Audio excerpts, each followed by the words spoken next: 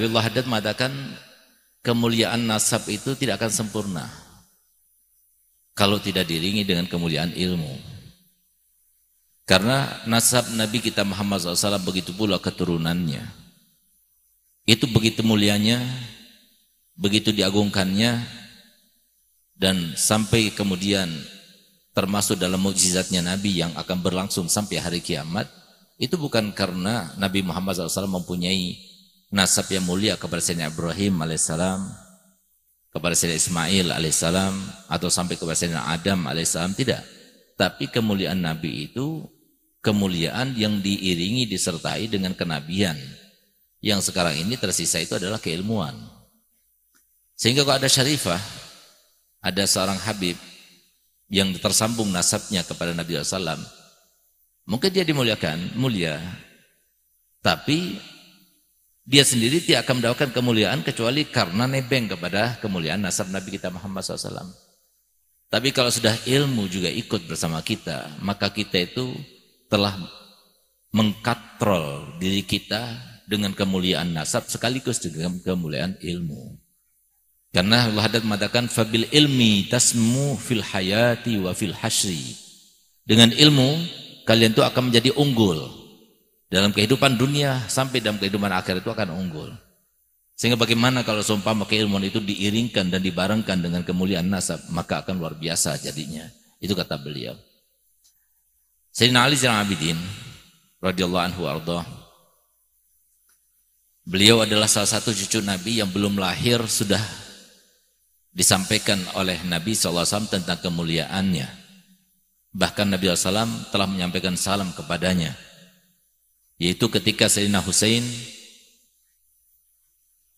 berumur 2 tahun berada di dalam pangkuan Nabi kita Muhammad SAW, maka beliau berkata kepada Abi Hurairah yang ada di sampingnya, Abu Hurairah, putraku Husain ini nanti akan punya anak namanya Ali. Ali itu adalah seorang yang paling bagus ibadahnya.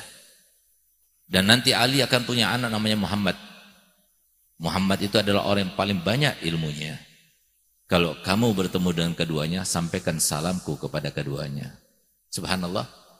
Sayyidina Abi Hurairah bertemu dengan keduanya dan disampaikan salam Nabi SAW kepada keduanya. Dan seperti yang disampaikan Nabi SAW, Sayyidina Ali Zainal Abidin bukan satu-satunya putra daripada Sayyidina Husain. Sayyidina Husain mempunyai putra sebanyak 12 lebih. Tapi ketika terjadi peperangan Karbala, maka semua anaknya dibunuhnya, terkecuali adalah Sayyidina Ali Zainal Abidin. Kenapa demikian? Karena disebutkan dengan lisan mulia Nabi SAW, yang menandakan bahwasanya apapun dikatakan oleh datuk kita itu pasti benar. Gak mungkin luput, gak mungkin salah. Kok bisa-bisanya orang lain yang percaya pada datuk kita Nabi Muhammad, kita sendiri gak percaya pada datuk kita Nabi Muhammad. Orang lain yang mengadopsi kemuliaan Nabi Muhammad, kok bukan keluarganya sendiri yang mengadopsi kemuliaan Nabi Muhammad. Kok bisa-bisanya kita itu ingin nebeng kepada kemuliaan-kemuliaan yang bukan bersambung kepada datuk kita Nabi Muhammad SAW yang sudah pasti. Kalau yang lainnya tidak pasti. Kita mau jadi orang kaya, belum tentu kita menjadi orang kaya. Belum tentu kekayaan itu akan memuliakan kita dan keluarga. Tapi kalau kita mencari ilmu agama, maka pasti ilmu itu akan memuliakan kita, dibarengi dengan nasab lebih mulia lagi. Itulah maksud dari Allah Haddad. Kenapa kok kita ini membiarkan warisan yang diberikan oleh datuk kita yang harusnya kita warisnya, karena kita anak cucunya, tapi justru kita biarkan warisan itu hilang daripada kita, diambil oleh mereka. Sehingga Sayyidina Ali Zainal Abidin yang telah dipuji oleh Nabi SAW dengan yang terbaik ibadahnya daripada penghuni atau yang hidup di dunia pada saat itu, beliau katakan, kalau kamu ingin tahu kemuliaan daripada akhlak yang mulia, ilmu yang dimuliakan, semua itu berasalnya dan keluarnya, munculnya, tersebarnya, muaranya itu daripada rumah Baitun Nabi SAW. Kalau ada orang yang berakhlak baik, ketahuilah akhlak baik itu diambilnya daripada zuriat Nabi. Kalau ada orang yang mempunyai ilmu yang memuliakan dirinya, ketahuilah ilmu itu berangkatnya daripada zuriat Nabi. Kalau ada orang yang ahli ibadah, ketahuilah bahwasanya ahli ibadah itu harusnya punya zuriat Nabi gitu.